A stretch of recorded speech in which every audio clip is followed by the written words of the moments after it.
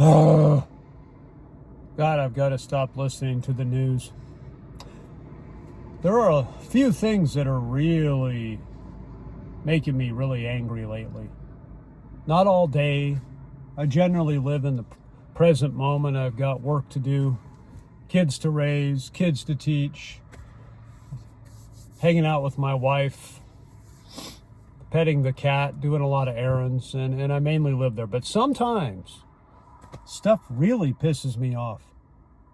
I'm just going to rant through a couple little things and then just expand to a bigger issue.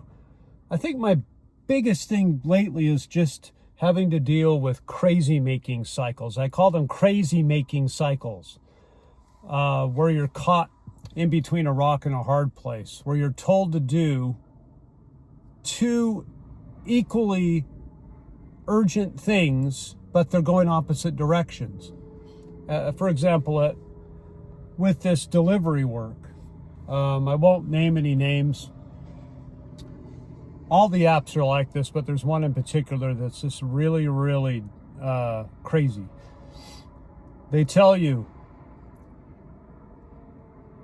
as fast as possible. For example, this particular app, they're all about getting the food picked up, delivered as fast as possible. Boom, boom, boom, bada bing, bada boom.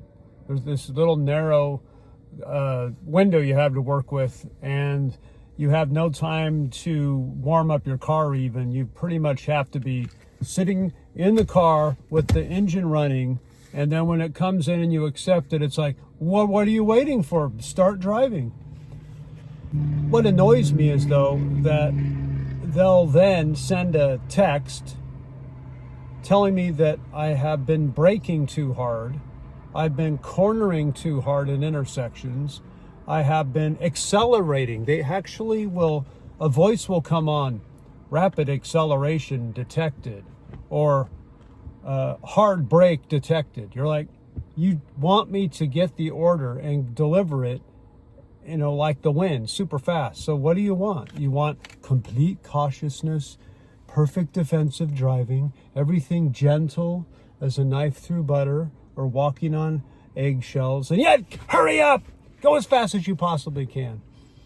And then if you're a minute or two later than their ideal, they don't care about traffic. In real life, they don't care how long you've been sitting behind 4 gravel trucks, 3 semis, going to a construction zone at 5 p.m.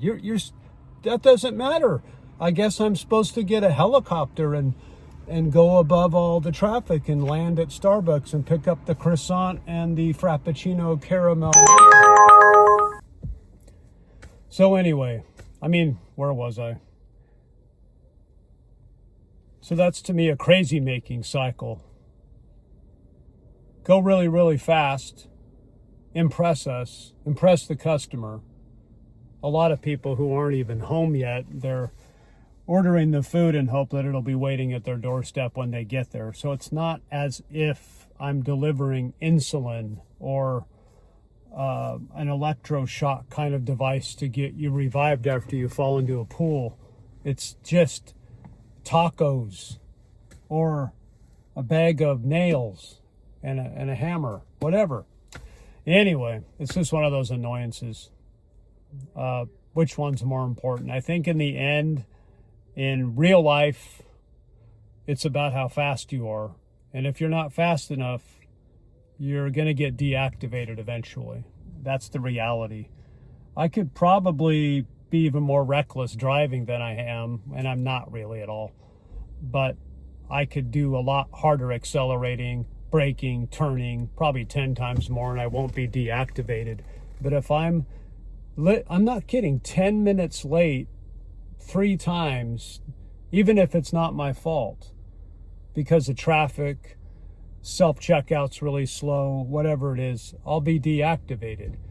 That's the reality of what they got you. The corporations got you, and they have a lot of other drivers, and a lot of other drivers are pouring in. I probably don't want to talk about that topic. Anyway, that's a cycle I hate.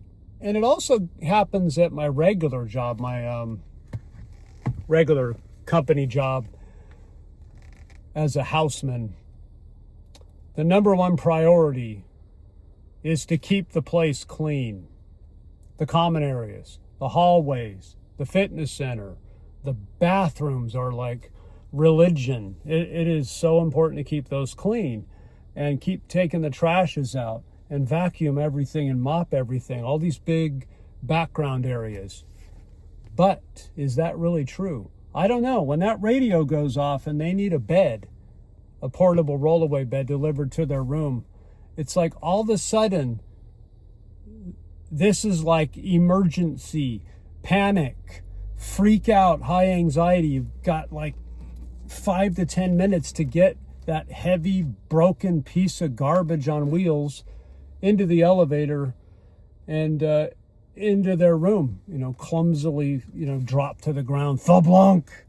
It's really comfortable, but it's pretty hefty. And there's a million things like that. That wine opener, that little $2 wine opener from China, when people need to open their wine and they don't have something on their Leatherman, you better hurry. It doesn't matter how dirty the fitness center is or the hallways. But that's not really true, because later in a meeting, housekeeping supervisor guy gets an earful about how the hallways just aren't being vacuumed enough or the windows are dirty. And that's urgent, important. We're trying to reach this 5-star standard. But if you have a lot of urgent little guest calls, that really gets in tension and conflict with keeping the place at the 5-star, I live in Manhattan kind of standard, but actually we just live in rugged old sloppy Montana. So that gets me going. Which is more important? Are they equally important? Is one like 60% while the other's 40% important?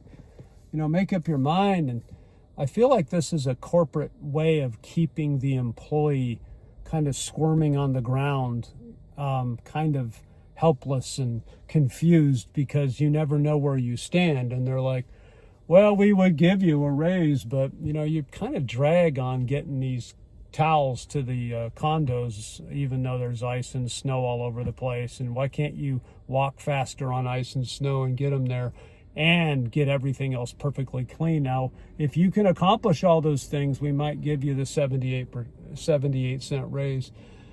So that pisses me off. But at the end of the day, I accept it. This is a game. I know how to play the game. They know how to play the game. And most of the time, it's no big deal. Finally, you turn on the news. Not really crazy making cycle. I would call this double standard hell. And the most recent example is late night talk show host Jimmy Kimmel. There was a big uproar from the left side of the aisle, mainly about Jimmy Kimmel being suspended temporarily by ABC because all these affiliates wouldn't air the show. It was really the affiliates got angry about some comments Mr. Kimmel made. And then ABC and Disney felt like it was time to put him in a little timeout, like in a daycare center.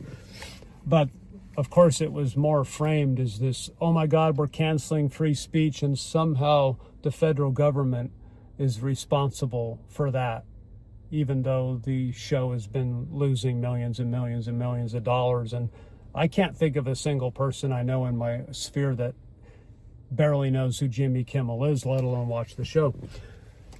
And I wouldn't care about this at all, except that, I don't know, a few years ago, there was some random obscure person called Roseanne Barr who got canceled completely, 100% lost her show because of a tweet. Now that's an invasion of free speech. But that wasn't brought up this time.